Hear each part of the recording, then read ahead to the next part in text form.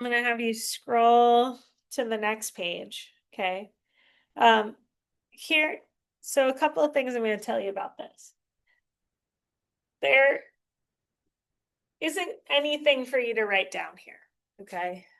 This is a list of steps that you're going to have to go back to as you practice until at some point you don't need to look at them anymore because you just understand how to do this out of habit. And it will come sooner rather than later. But I do think in the beginning it's useful to have a list of steps for what to do. The other thing I'm going to say is that, like, in years past, I have had students through other science classes, like either in middle school or high school, have some experience learning how to draw Lewis structures. But one of the things I'm going to say to you is that sometimes the way you're taught, like if you've been taught how to do this previously, it's been taught to you in a simplified way a lot of times that doesn't work for all examples. Whereas the steps that I'm going to share with you are designed to work for the most simple examples as well as the most complicated. Okay. So even if you've learned how to do this before, if you think that like how I'm approaching it is different from how you've learned to approach it previously, I would just ask that you give my approach a try so that when you get to harder examples on Thursday, you understand like why we need to approach it this way. Okay. All right. So a couple of things we're going to look at here. So here are the steps. You have to count the total number of valence electrons in the molecule. To be honest with you, this is the step that people tend to overlook most often. And this is also the step that if you overlook it is going to give you the wrong structure. Because if you're just drawing lines and dots without knowing how many lines and dots you need to draw, that's like going to Mr. P's without even knowing that whether or not you have $20. You know, if it turns out you ordered a pizza and you only have $8 between you and your friends, they're not giving you the pizza. Okay, so you've got to know what you've got to work with before you start doing the work. Okay, all right. Number 2, it says place the least electronegative atom in the center. This is usually the atom listed on the left side, but I said usually. And does electronegativity, it's a new word to you, but does it remind you of a different vocab word from Unit 2? It should. Do you remember a similar word from Unit 2? It wasn't electronegativity. It was electron affinity. Do you remember what electron affinity is? Anyone? It's just how light tracker was to the energy released when an electron loses or gains an electron, or an atom loses or gains an electron. Close. Electron affinity was the energy released when an atom gains an electron. Okay.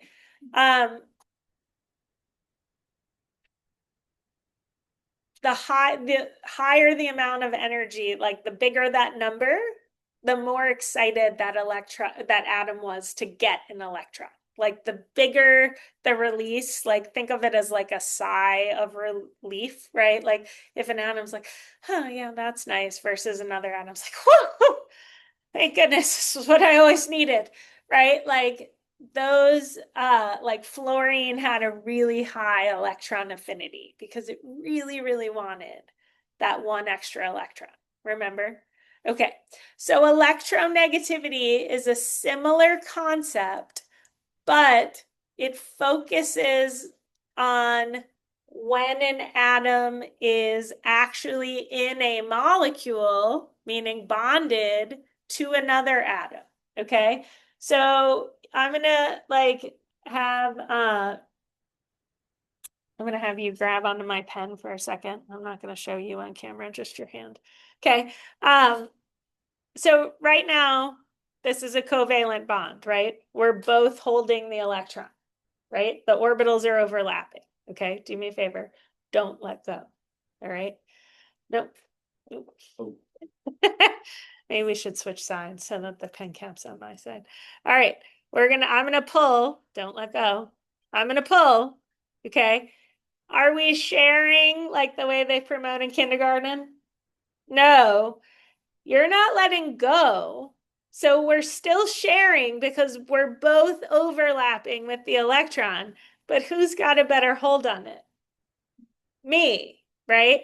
Because I have a higher electronegativity, meaning my ability to attract that electron to me is better than yours. Okay? You can let go.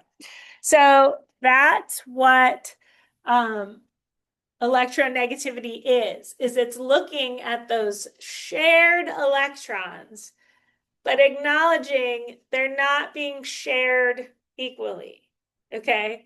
It's like when you share with your sibling, right? If we cut two pieces of cake and you have a chance to look first, what are you going for?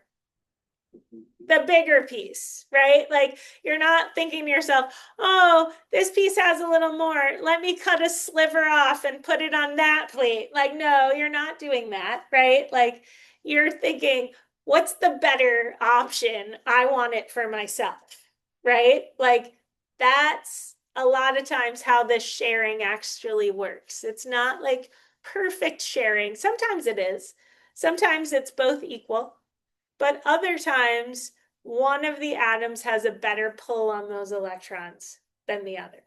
And the atom that has the better pull has the higher electronegativity. And it's the same atoms that had the higher electron affinity. Okay. So the one that doesn't have a good pull, that's the one that's going in the middle. Okay. So you might think to yourself, well, how am I going to know who has a good pull, who doesn't? Well, scroll to the last page of your notes. Here's a chart, okay? Look at fluorine's value. What is it? 4.0. Okay, do you see anything higher than that? No, okay. Fluorine has the highest electronegativity, all right? So when now in our last example, we did F2, which was fluorine and fluorine. Would either of those fluorines have a better pull than the other fluorine? No. Okay. So that was a sharing is caring situation. But in some of the examples we're going to look at, when you're trying to figure out who goes in the center, you look at this chart and you think, okay, well, which element has the lower value? Okay. So that's what that is. That's your electronegativity chart. All right. So that's step 2. Step 3 says connect outer atoms to the central atom with a single solid line, because one line represents a shared pair of electrons. Place dots on the outer atoms until they each have 8. Dots represent unshared pairs. Place extra electrons on the central atom. And then 6, double check that each atom, except for hydrogen, has a complete octet. Reminder, hydrogen only needs 2. Okay, so these are the rules. There's nothing, or the steps, I should say. There's nothing for me to change here. But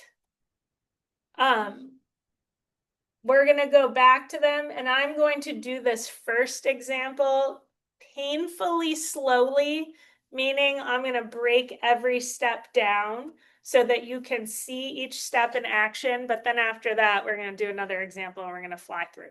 Okay, so are you ready? All right, so we're going to start with CBr4. Okay, and the first step, which is the most important one and probably the harder one, is to count the total number of valence electrons in that molecule, which is CBr4.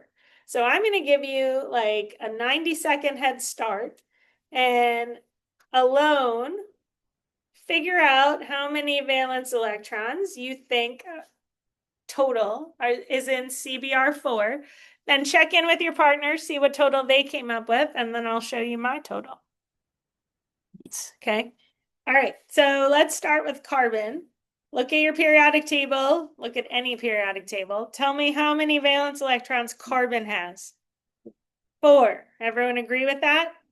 It's a group 14. It's 4 away from the noble gases. Okay, so it has 4. How many electrons, valence electrons, does bromine have? 7. How do we know? It's 1 away from the noble gases. It's in group 17. But now this is the part that several of you were missing. How many bromines are in this molecule? 4. So we have to multiply that by 4 because they're each bringing 7 electrons to the table. So when we add that up, what does that equal? 32. Okay?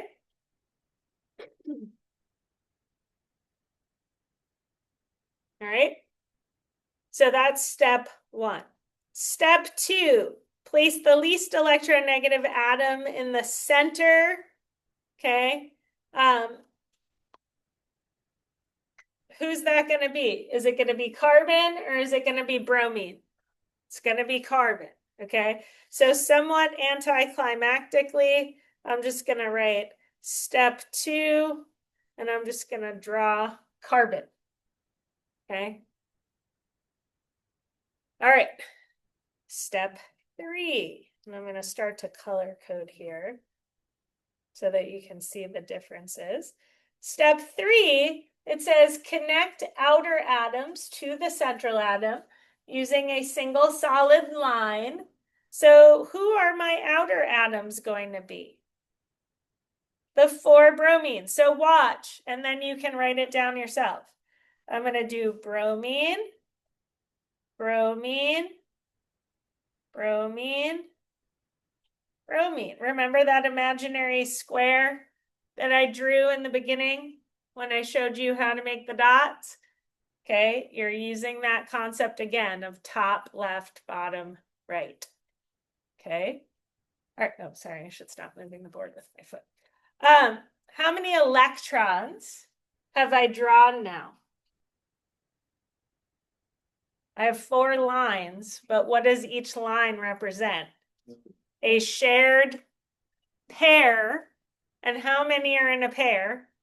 2. So 4 lines means 8 electrons. So after step 3, how many electrons do I have left? 24. Okay. All right. Now, I'm actually going to move that. Hold on. Otherwise, I'm not going to have room. So we're going to shrink that and we're going to move it over here. Okay. All right. We're going to do step 4 next. Okay. And step 4, because I'm doing this so slowly, I'm actually just going to copy what I did right there, paste it right here. Okay. So there's my molecule. That's what I already had drawn.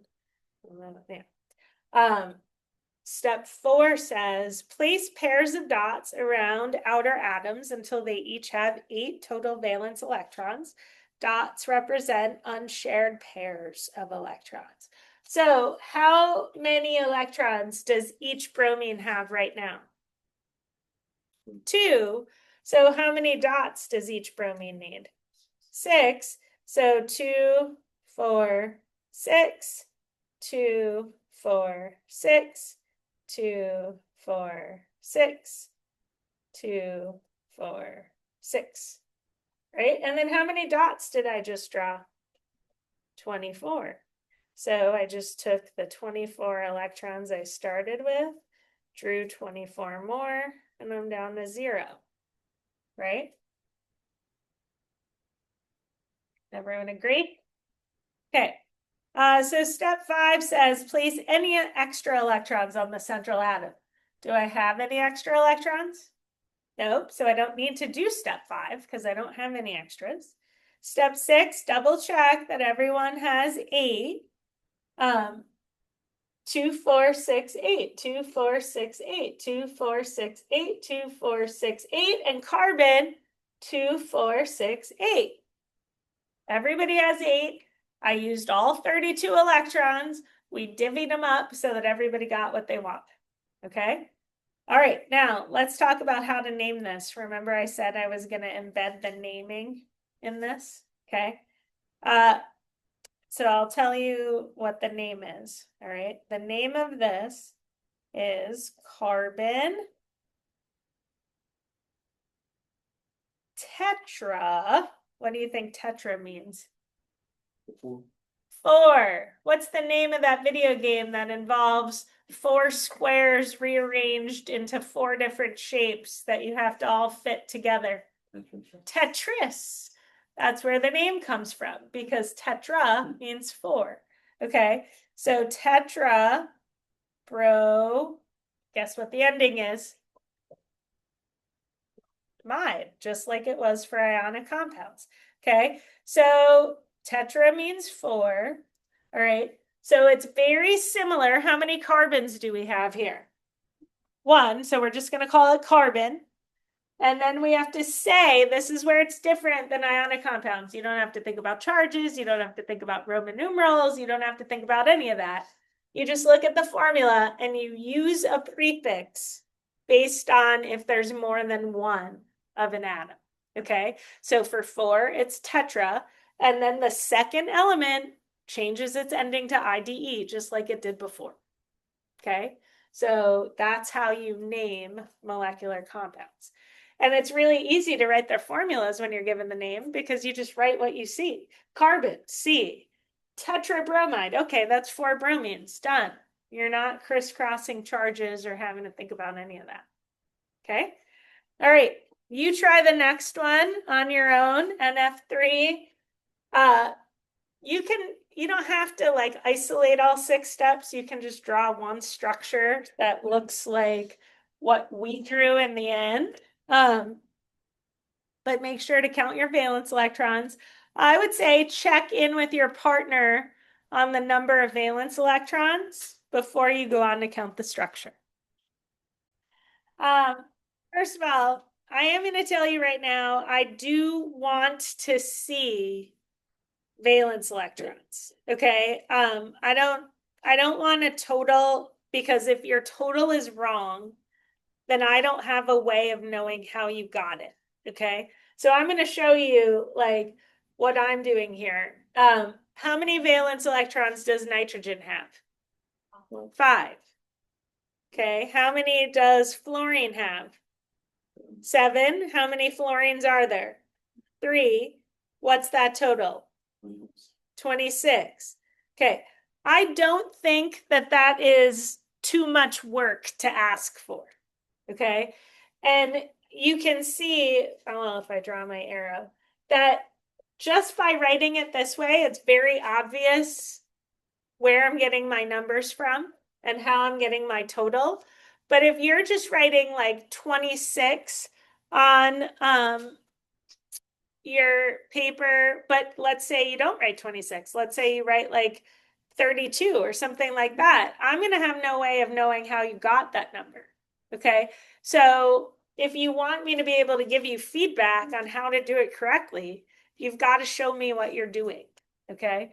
All right, who goes in the middle? Nitrogen. And then that's step 2. What's step 3? Connect the outer atoms to the central atom. So what am I connecting? 3 fluorines to the nitrogen. Okay, so F, F, F, right? Okay, you might be thinking, oh, I put mine like left, top, right. Does it matter? The answer is no, it does not matter, but there is actually a reason why I do it the way I'm doing it. So I am going to like say that for something we're going to do at the beginning of next week. I typically, if I'm going to leave something open, I typically leave the top open. Okay. If I'm going to leave 2 things open, I leave the top and the bottom open. It's not right or wrong. So if you were to, like some of you draw it looking like a sideways T, you'd still get credit, but there is a method to my madness, I guess I'll say. How many electrons have I drawn so far? 6, so I'm down to how many? 20, okay? So now I'm gonna put them around my fluorines. That's 2, 4, 6. 2, 4, 6, so I'm up to 12. 2, 4, 6. How many did I just draw? 18, right? So I do have some left this time. Where do they go? So, On the nitrogen. That's what step 5 was. We didn't use it last time, but it says place any extra electrons on the central atom. So they're going to go up here in that empty spot. Okay. And now I've used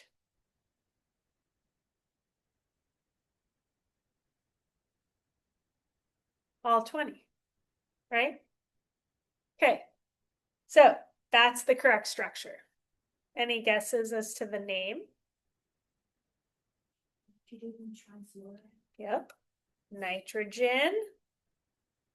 Tri, because what does tri mean? 3. Trifluoride. Okay, so tri means 3. All right. And that's a prefix on the word fluoride. Okay. All right, so that's not so bad, is it? Okay. Now listen, go back to Schoology real quick. Okay. Refresh, because I published something I didn't have published before. Refresh and you'll see Lewis structure practice part 1. Okay. There are 6 practice problems for you to do here. And I want you to listen because a little bit of it is confusing. So it says, determine the total number of valence electrons, meaning show me the number, draw the structure, and write the name. Okay, so give the names a try. So you have SiF4, H2O. Number 3 is PCl, as in chlorine, 3. Okay, sometimes people think that's 1 carbon and 3 iodines. So I just want to make sure you understand that's PCl 3. Okay. On the next page, you have GeBr4, you have I2, and then you have ASH3. I just realized I put the due time incorrectly. I'm going to tell you right now, you need to have these 6 problems done at the beginning of class on Thursday. I'm going to change the due time to 7:45. Okay. Why? Because you have to practice this in order for me to know whether or not you need feedback or help, because we are moving on to advanced structures Thursday. So if you don't practice the basic ones, you're going to be lost. So when you go to advisory today, just, this will probably take you 10 minutes.